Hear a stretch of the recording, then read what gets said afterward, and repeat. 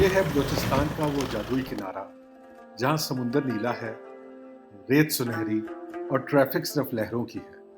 कोई हॉर्न नहीं, सिर्फ सुकून ही सुकून। उरमाड़ा से पसनी तक हवा ऐसे चलती है जैसे किसी शायर का मूड अच्छा हो। रेत ऐसे चमकती है जैसे किसी ने इंस्टाग्राम का फिल्टर लगा दिया। ये साहिल नहीं, ये तो ख्वाब है जहाँ सूरज गुरूब हो तो दिल कहे वाह भाई, एक सेल्फी तो बनती है। और हर मौज कहती है जिंदगी थोड़ा स्लो करो, यहाँ मंजर खुद बोलता है। अस्सलाम वालेकुम दोस्तों, आज हम लेकर आए हैं बलूचिस्तान का एक ऐसा सफर जिसमें खतरा भी है, मज़ा भी है और थोड़ा सा पागलपन भी। तो तैयार हो जाओ क्योंकि हम जा रहे हैं उरमाड़ा से पसनी तक। एक ऐसा रूट जहाँ बंदा या तो हीरो बनता है या बस गाड़ी के साथ ऑफ रोडिंग करते हुए फंस जाता है। सुबह सुबह हमने उरमाड़ा से निकलना शुरू किया। मौसम ठंडा, हवा हल्की और सामने पहाड़ ऐसे लग रहे थे जैसे किसी फिल्म का सीन चल रहा। लेकिन भाई ये कोई फिल्म नहीं थी, ये बलूचिस्तान था जहाँ कभी सिग्नल नहीं, कभी सड़क नहीं, बस आप, गाड़ी और किस्मत। रास्ते में हर मोड़ पर एक नया सरप्राइज, कभी ऊंची चढ़ाई, कभी गहरी खाई और कभी सहराई ऊंट जो बिल्कुल भी रास्ता छोड़ने को तैयार नहीं।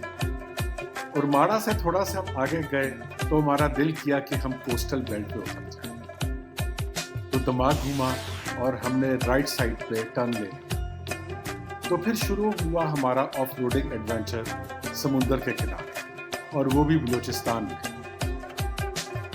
गाड़ी रेत में घूम रही थी, टायर स्लिप, दिल टप टप और ड्राइवर के चेहरे पर वही एक एक्सपर्ट वाला एक्सप्रेशन, सब कंट्रोल में है भाई। हालांकि हमें भी पता था कंट्रोल में कुछ नहीं। समुंदर नीला, हवा तेज और हम कह रहे थे बस अभी स्पीड बढ़ाओ, वीडियो में अच्छा लगेगा। लेकिन गाड़ी तो रेत में धंस गई।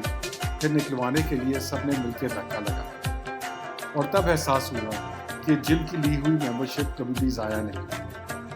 पाकिस्तान में घूमने फिरने के लिए जगहों की कोई कमी तो नहीं, लेकिन असल मसला होता है दोस्तों के साथ प्लान बनाना। जब प्लान बनता है तो सब हीरो बन जाते हैं। हाँ भाई, इस बार तो पक्का निकलेंगे, बस तारीख बताओ और बैग तैयार।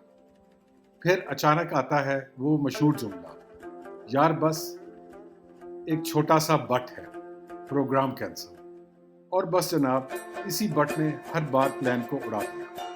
फिर कोई कहता है अम्मी नहीं मान रही, कोई बोलता है छुट्टी नहीं मिलती, कोई कहता है संडे को पाकिस्तान इंडिया का क्रिकेट मैच है। ये लो, जैसे पाकिस्तान क्रिकेट टीम ने इस दफा कुछ नया ही कर दिया। लेकिन उम्मीद लगाकर बैठ जाओ और सारा संडे बर्बाद। समझाया भी था कि 6-0 सिर्फ जंग में होता है, मैच में नहीं। लेकिन वो दोस्त ही किया जो माने। अलबत्ता एक वो खास दोस्त जो हमेशा कहता है मैं पक्का चलूंगा अगली बार। लेकिन जब कभी बाकी वो सब साफ निकल आए तो यकीन जानो जिंदगी जीने का असल मजा तभी आता है। और हाँ, मेरे वो दोस्त जो ये वीडियो देख रहे हैं यकीनन अभी मुस्कुरा भी रहे होंगे और थोड़ा थोड़ा शर्मिंदा भी। एनीवेज दोस्तों, बैक टू द टॉपिक। अब आया असल एक्शन सीन, अवारान है, बलूचिस्तान का सबसे खतरनाक इलाका। ये वो जगह है जहां जाने से पहले नेटवर्क कहता है भाई अब हम और नहीं चल सकते। पहाड़ ऐसे जैसे किसी ने जमीन को मरोड़ दिया।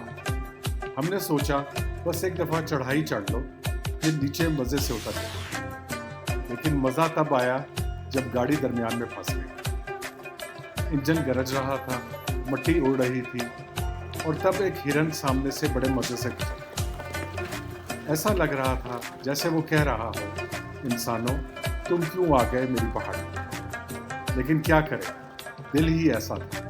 एडवेंचर के लिए खतरा मोल लेना था, क्योंकि बगैर रिस्क के ऑफ रोडिंग कैसे। दोस्तों, फिर पहुंचे हम बतूल, तकरीबन 50 किलोमीटर शॉर्ट ऑफ पसनी। और भाई यहाँ का नाम जितना प्यारा, एरिया इतना ही खतरनाक।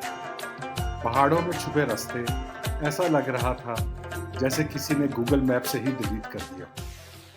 हमने बगैर सिक्योरिटी बस एक दीवानेपन के साथ हाइकिंग शुरू की।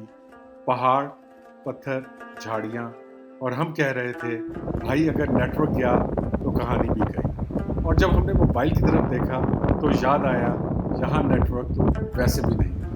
बहरहाल दोस्तों, मज़ा लाजवाब था। खतरे के साथ वो एडवेंचर वाला नशा और ये फ़ख्र कि हम बदूक के खतरनाक पहाड़ों से बच के वापस चेक पोस्ट पर आ गए। वहाँ आते ही हम सब ने 2 नफल अदा किए कि हम बिल्कुल बच के आ गए। आखिरकार शाम को लंबे सफ़र के बाद हम पहुँचे जिना बीच क्लब बस्ती। सफ़र तो इतना लंबा नहीं था, सिर्फ 2 घंटे का था, लेकिन हमने इस सफ़र को एडवेंचरस बनाने के लिए 8 घंटे का इंतज़ाम किया। कभी हम ऑफ रोडिंग के लिए उतर जाते थे और कभी हम हाइकिंग के लिए पहाड़ों पर चलते थे। एनीवेज, क्या ज़बरदस्त जगह है ये बस्ती। साहिल के किनारे नीला पानी, हवा में ठंडक और इर्द गिर्द परिंदों की चहचहाहट।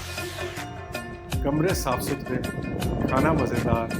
ऐसा लगता है जैसे बलूचिस्तान ने कहा, चलो भाई अब इतना सफ़र कर लिया है तो अब थोड़ा सा आराम भी कर। दोस्तों, ये था हमारा दीवानापन से भरा सफ़र। खतरे भी देखे, हिरन भी, समुंदर भी। अगर आपको ये पागल पसंद आया हो तो लाइक करें, शेयर करें और सब्सक्राइब करना ना भूलें, क्योंकि अगली बार हम जाएंगे वहाँ जहाँ शायद रास्ता भी ना हो, लेकिन शायद वो दोस्त ज़रूर हों जो कहते हैं बस अगली दफ़ा पक्का। उरमाड़ा से पसरी तक का ये सफ़र बस एक मंजर नहीं, एक एहसास है, जहाँ नीला समुंदर दिल से बातें करता है, रेत खामोश होकर कहानियाँ सुनाती है और हवा में ऐसा सुकून है जैसे वक्त रुक सा गया। ये रास्ता बताता है कि खूबसूरती शोर में नहीं बल्कि खामोशी में छुपी है,